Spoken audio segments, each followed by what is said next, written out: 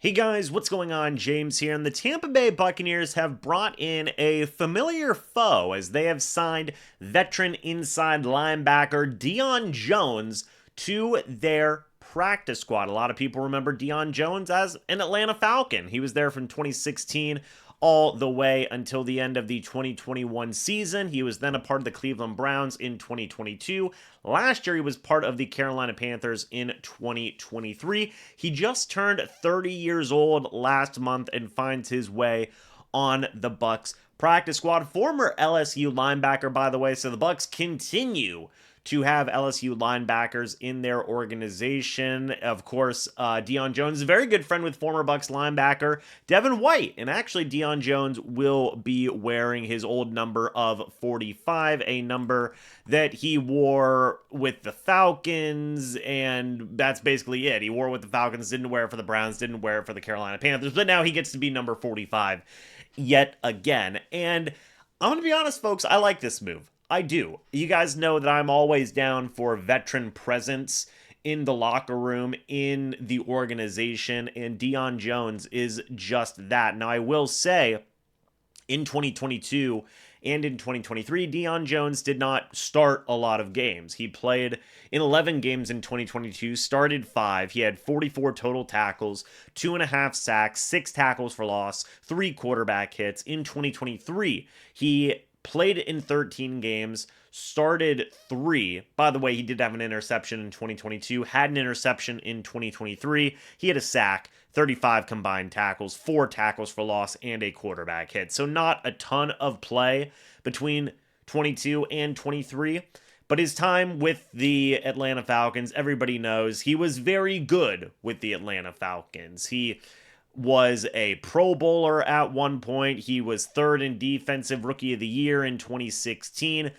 In his 6 years in Atlanta, he amassed 11 interceptions, 5 of which were pick sixes, by the way. He amassed 8.5 sacks, 652 total tackles, 40 tackles for loss, and 40 quarterback hits, starting in 83 games, playing in 85 games during his 6-year tenure with the Atlanta Falcons. And look, the Bucs have injuries in their linebacker room. KJ Britt has been dealing with injuries. JJ Russell has been dealing with injuries. V Jones is there. Antonio Greer Jr. is there, but the Bucs have obviously been a bit depleted in terms of their linebacker room, so it makes sense as to why they would bring in a veteran. Here's the thing that I am like, gosh darn it about this, okay?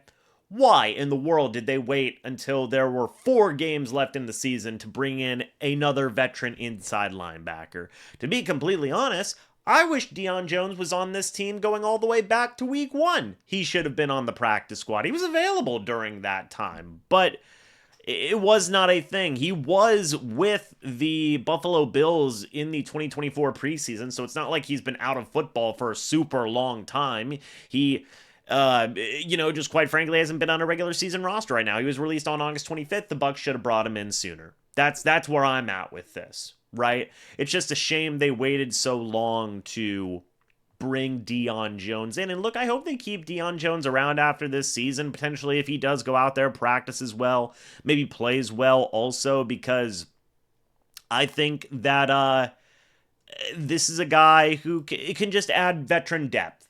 And I love veteran depth, man. I understand that the Bucs wanted to see what the young guys had with KJ Britt and JJ Russell and things along those lines. Obviously, Servassier Dennis is on the IR, of course. Sorry, I forgot to mention him when I was talking about all the injuries. But man, Dion Jones would have been real nice to have on your practice squad going all the way back to week 1.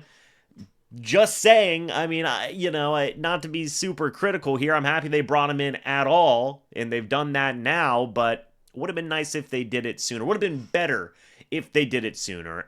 Now there's not as much time for Jones to make an impact. Maybe if the Buccaneers do make a run at the playoffs, maybe he'll be active on game day or something. It's another body type of thing. It's another veteran move, much like whenever Ryan Neal was brought in to the practice squad, or Troy Hill. He's on the injured reserve. They also worked out Sean Bradley, by the way, which I don't have any info on Sean Bradley. They worked out Dion Jones and Sean Bradley together. Sean Bradley, 27-year-old player. He was a linebacker for, let's see, he was a sixth-round pick by the Philadelphia Eagles. He has 45 total tackles in his NFL career. He was on the Texans practice squad, was released on November 5th. So they worked him out, but they went with Dion Jones at the end of the day. Why didn't we do this sooner? Why didn't the Bucs do this sooner? That's my question. I don't know. I wish Dion Jones would have been on this team going all the way back to week 1. But what do you guys think about this move? Let me know your thoughts and opinions about this down in the comment section below. We'll see what impact he can make in a short amount of time here. And I hope nothing but the best for him because he's a veteran. He's shown strong play in the past. And at only 30 years old, you know, this is like this reminds me of like the Kevin Minter signing from a couple years, like whenever Jason Light first came into town, right? One of the more solid, like, rotational guys he brought in was Kevin Minter.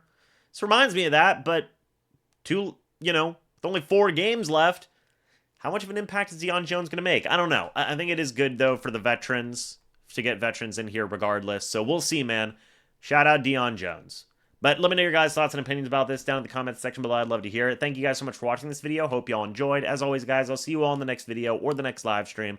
But until then, and as always, guys, goodbye for now. See you soon, and go Bucs.